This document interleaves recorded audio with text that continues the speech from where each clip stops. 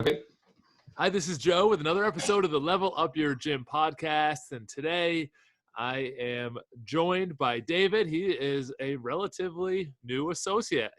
We've been exchanging some emails just recently about our physical locations, and he does risk assessment and management and works for insurance companies and makes sure everything's running as best as possible to help us out. And I was on a call with him for our physical locations at Synergy, and he had some great information. So I just asked him if he wouldn't mind hopping on a podcast and sharing a little bit, and he was gracious enough to do so. So welcome aboard, David. Thank you. Good to be here. Could you give us a little bit about your background, which is very impressive in this field? Yes, I've been doing this for risk management with the athletic and fitness industries for 25 years now. We've done over 13,000 risk assessments on health clubs and college athletic programs around the country. I'm an expert in the American College of Sports Medicine guidelines, which is unofficially our regulating body in the industry. They're not OSHA per se, but they're always brought up in court cases as the gold rule. So, and a lot of good things out of it. A couple of things are a little, whatever, not realistic, but you got to take the good with the bad. But yeah, I've been doing this for a long time. Enjoy doing what I do. I was a personal trainer 25 years ago. I was a strength coach for a minor league hockey team. So, I've lived the life, and then now I try to practice the safety of it with people like yourself. So, yeah, when David started talking to me last week about measuring the distance behind our treadmills and all these things, which I went and did, we were closer to 4 feet, more than 3 feet. Excellent. Because he's seen a lot in the industry where someone fall off and they're stuck on it, and it's things like that we would never consider. So the audience for this, David, is mostly fitness studio owners, not really commercial gyms. Okay.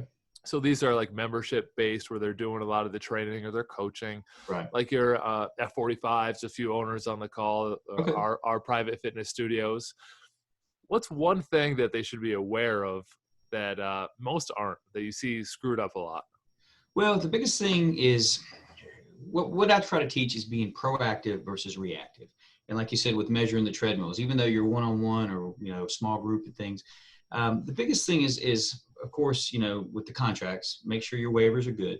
One of the big mistakes I see that's before they even do their first workout is that sometimes, like say these big box gyms, like say Gold's Gym, their waiver is, longer than a legal piece of paper.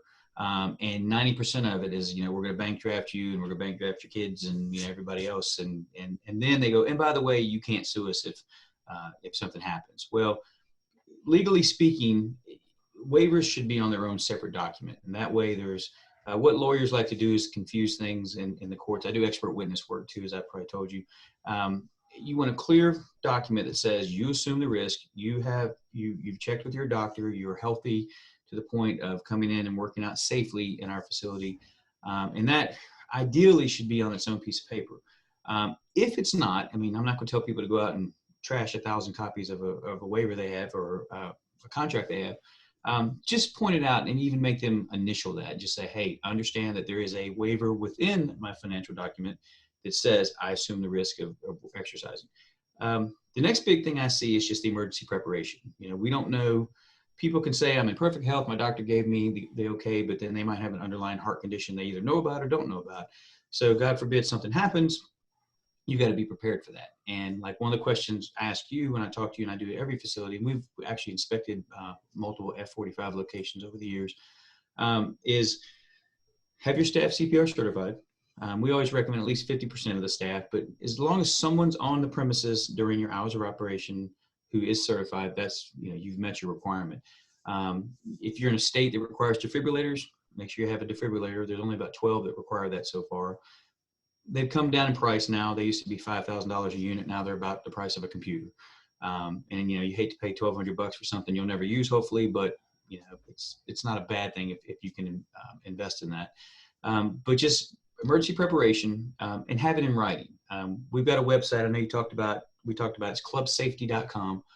We've got sample emergency plans, incident reports, things like that. We'd like to share that. That doesn't cost anything. But just a plan that if you're ever challenged, first of all, you follow the plan, call 911, get a CPR person to the scene, bring the defibrillator, things like that, protocol that you're going to hopefully instinctively do. And then you're ever challenged in a courtroom, you go, hey, Exhibit A, here's our plan. Exhibit B, here are our CPR cards. We did everything we could foreseeable to help this person if they were in distress. So that's the next one. So your documentation up front, then your preparation, and then like your facility layout. I had a fitness center a long time ago. It was a little 1,200 square foot space. And I would let clients come in like you probably do, where they come in, I'm finishing up with the client. They come in a couple minutes early. They want to get on the treadmill or the bike. And, not loud at stuff, but like one thing we look at when we come to facility is, do you have facility rules signs posted? It doesn't need to be big and gaudy. It needs to be bigger than 8.5 by 11, but something that's up front. You might hand it to them when you first sign them up, but they're going to fold it up, put it in their pocketbook or their glove box and forget about it. It's a constant reminder for them to be safe. And then you can say, if it's a personal studio where it's one-on-one training, you say, never start working out without, okay from a trainer. Because I've had people come in before, I'd be in the back office and I hear the treadmill start running. And I'm like, who's out front? And it's somebody who came in saying, I just thought I'd do some cardio. I'm like, you got to check in and let me know you're there. That way, if you get hurt, I can come up and say, are you okay? And help them out. So that's the next thing. It's just procedural stuff.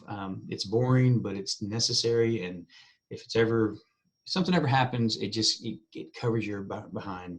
You can say, hey, we did everything right. We instructed these people beforehand. And then unfortunately something happened and they got hurt.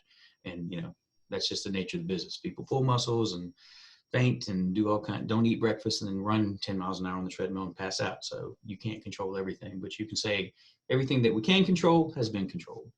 So I love those tips. They're so practical, because over the course of 12 years of running our company, early on, we ran into some of these things where you wouldn't expect it, and you should be ready. And we were training a high school swim team, and their coach was there, and one of the kids was just walking and tripped on his own shoe, fell down and broke his wrist right in half, like bent arm, just fell right over. Right. Unfortunately, the coach is our emergency prep. He's our CPR guy who trains our whole staff, and he's done our emergency plan himself. But thank goodness he was there. He was able to calm the kid down, get assistance, get the ambulance there. But I don't know if we would have been able to pull that off even through the training without having been through and practicing it a little bit. Right. So we were fortunate to have that training and that coach there who does a lot of certifications in our area. Yes. And you wouldn't expect these things. You're like, well, I give them safe exercises. Well, sure. I don't think we've had anyone get hurt during exercise in 12 years. We've had a lady faint. Just walked in. She did a couple band up and overs for warm up, sat down, felt dizzy, and then went right down to the ground. And she just came in with a blood sugar issue. The young man who tripped, and he was tying his shoe and somehow dislocated his knee. He was just sitting down before entering the gym out front, right, lacing up his shoe, and reached funny and dislocated his kneecap, and we had to get an ambulance there for that. And so a lot of trainers only think the exercise related stuff. Right. I've seen, I don't know if you've seen it, David, where it's a lot of the other stuff that we don't even think about. Yeah, it's the majority of injuries and lawsuits. I'm working with a fitness center now, trying to protect them, where someone just slipped and fell in the locker room, and it was actually a plumber. So that's one thing I tell people is like, if you're all going to need from time to time maintenance, HVAC, plumbing, whatever. But it's not a bad idea to have these people sign a waiver when they come in, like you would for a day pass for a guest, because this guy, you would assume a plumber, 50% of his career is going to be in water. And he assumes the risk of, hey, I'm a plumber. We have backed up sinks and toilets, but he fell, similar to what you said. He fell, he put his hand down, he broke his wrist. He's a tough guy. He came in the next day and finished the job. But he's suing the club, and you're like, and what I've done with that facility is just proving that they did everything. They took all the perceivable steps. They had, and I know a lot of the smaller clubs don't have showers, but occasionally you do. And, probably the owner uses it more than anybody. But just, things like make sure your floors are non-slip, permanent non-slip. But if they're not, get a mat, even a bath mat from Target. It's better than nothing on a smooth floor and things. And then they had a sign in the hallway, because it was right by a sauna going back to their pool, and it said, caution, slippery when wet. So little signs like that, they go a long way saying, hey, be careful, be careful, be careful. But it still slips and falls. Bad weather is coming up now.